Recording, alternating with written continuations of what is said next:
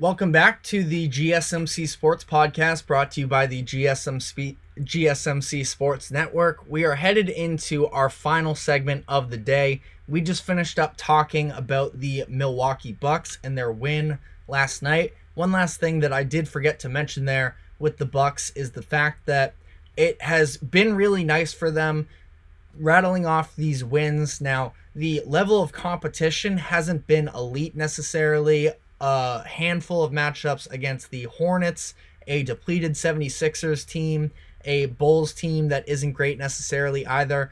Definitely don't want to discredit them by any means, but point being, they are supposed to have a very tough stretch ahead of them. It starts this upcoming week where they are going to have games consecutively against the Warriors, Lakers, Clippers, Kings, all on the road. And then after that, matchup against Philly probably won't be too difficult, but then games against the Suns and Celtics as well. They have the Thunder later this month as well, the Lakers again, and the Pelicans. So a handful of different big-time games ahead of them. Tankathon has them as the third hardest remaining schedule in the NBA. So definitely going to be a big month in terms of them getting their roster, not their roster necessarily, but getting some more battle-tested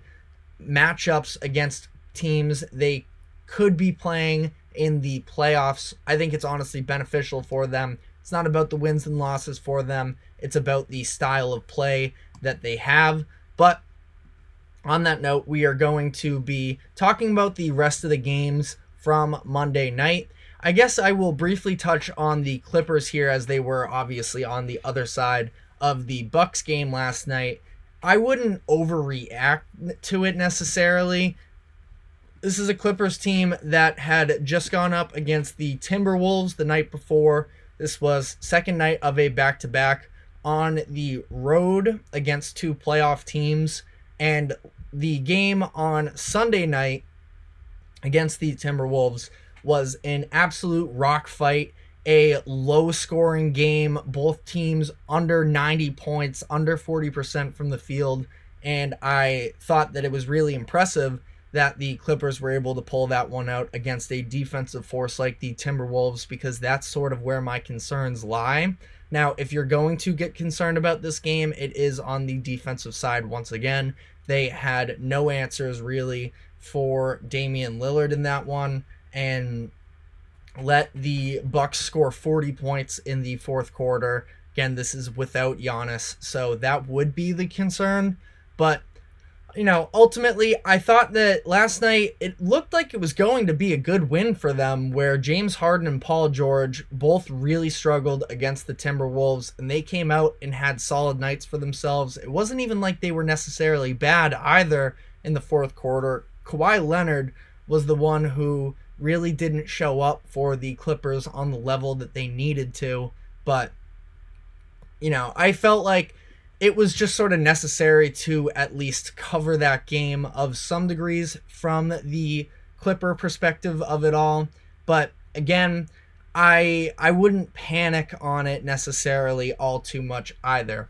But getting into the rest of the games here, one of the bigger headlines was the Lakers, who took it to the Thunder 116-104.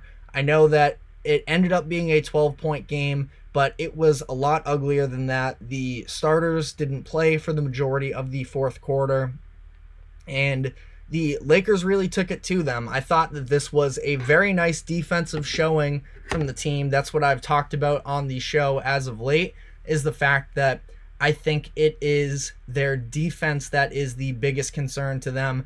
I don't know if they necessarily have the perimeter ball stoppers that they need to compete in the Western Conference. We had seen them with a pretty rough February, but just like yesterday when I said we are a month removed from them holding a team to under 110 points right on cue, they hold the Thunder to 104 and under 40% from the field. So that was a very encouraging sign for them. I think that if you look at the Thunder side of this, the Thunder are a great team. We all know this, but the main concern with them, well, there's two things. It is the youth, which I don't think really hurts them on a traditional sense during the regular season. I think it almost makes them better. I know that last night did not go well for them, but they flashed a statistic headed into the game that they're scoring something like 129 points per game on the second night of a back-to-back. That was obviously the most in NBA history, and they don't really tire out such as that. Again, I don't think that affects them in the regular season. During the postseason, that could definitely hurt them. But the big thing for me in terms of them being a competitor is the lack of size. And it just feels like they should have tried to make some sort of move at the deadline to acquire another center. Chet Holmgren is having a great rookie season. I really like what he is giving the Thunder, but for him to be the only center they're relying on in a Western Conference that has some teams with a lot of size, such as the Lakers, this is the type of matchup that could really hurt them. And we saw that was absolutely the case last night, where the Lakers out-rebounded them 55-38. The Lakers scored 48 points in the paint. I promise you, if LeBron and AD and the rest of the guys played the entire game, we would have seen it be even more drastic. And that's sort of where my concerns with OKC lie, is I think that there are a few matchups in the Western Conference that really don't line up great for them. I think the Timberwolves is the big one. The Lakers as well.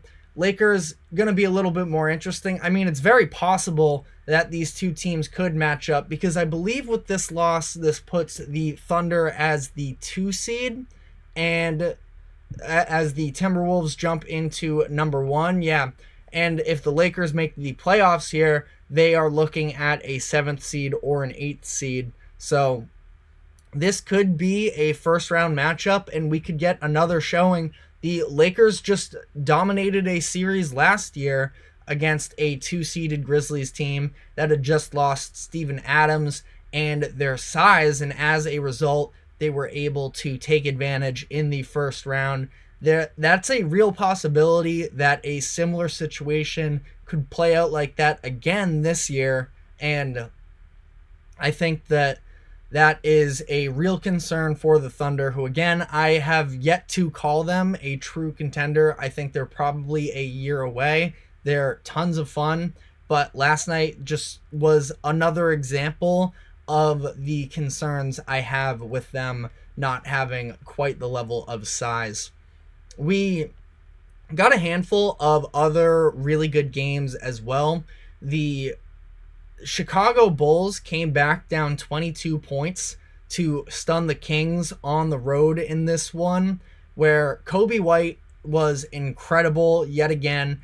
I have really come on to Kobe White this year. I think that he's really putting a run together to make himself the favorite. I actually don't know the odds as of right now. I feel like the odds are going to be that it is Tyrese Maxey, because he's a little bit of the flashier player, and the NBA prefers these award winners to be, all-star caliber talents. But Kobe White, from what he was putting out last year to this year, is really night and day. He scores 37 points in this game. DeMar DeRozan was also very impactful down the stretch in a couple different ways.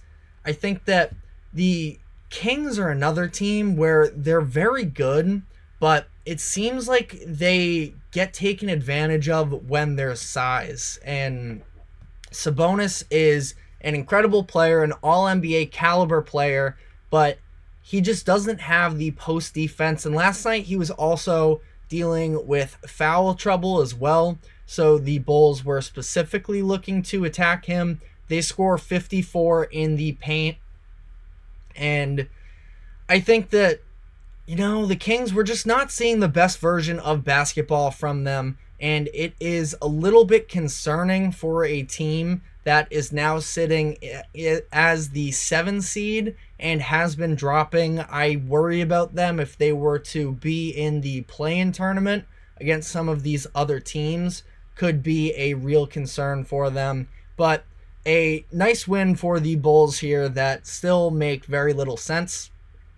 The next game here that I really thought was a good matchup was the Grizzlies and the Nets. And I know that it's not the sexiest matchup in terms of playoff picture or anything like that. I'm just addicted to the Grizzlies, I think, in terms of they just play so much harder than every other team.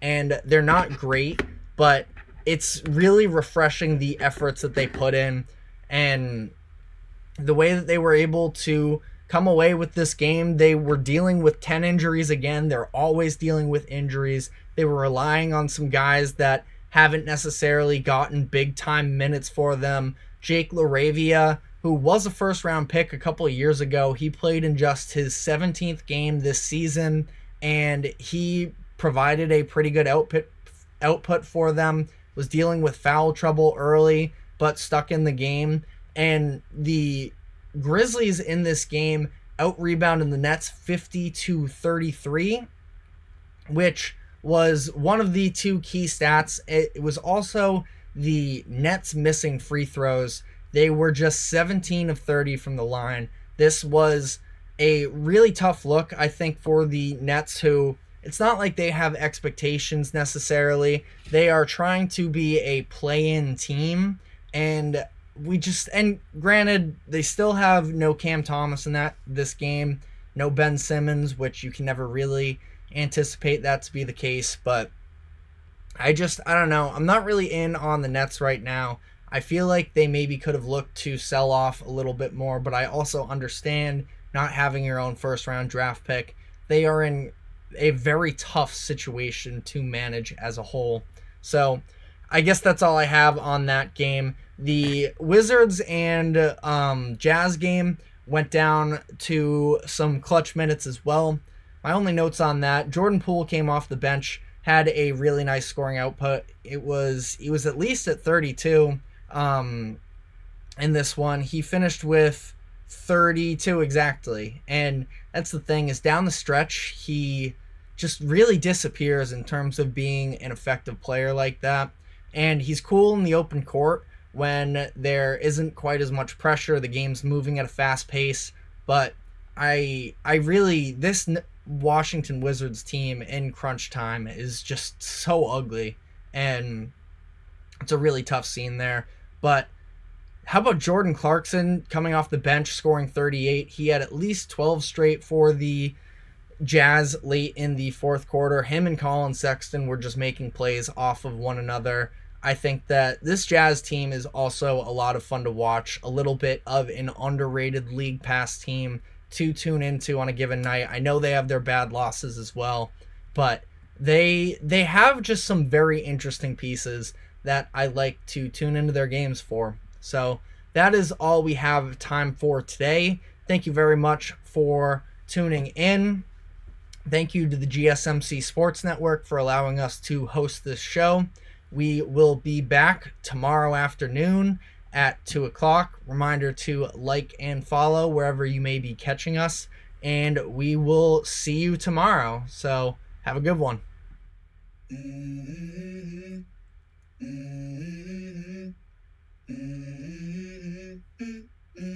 Let's go. I wake up to a little bit of drool on my pillow, feel like it's gonna be a bad day. Yeah, I'm tired of shit, and the coffee ain't hit yet. Damn, ain't that great.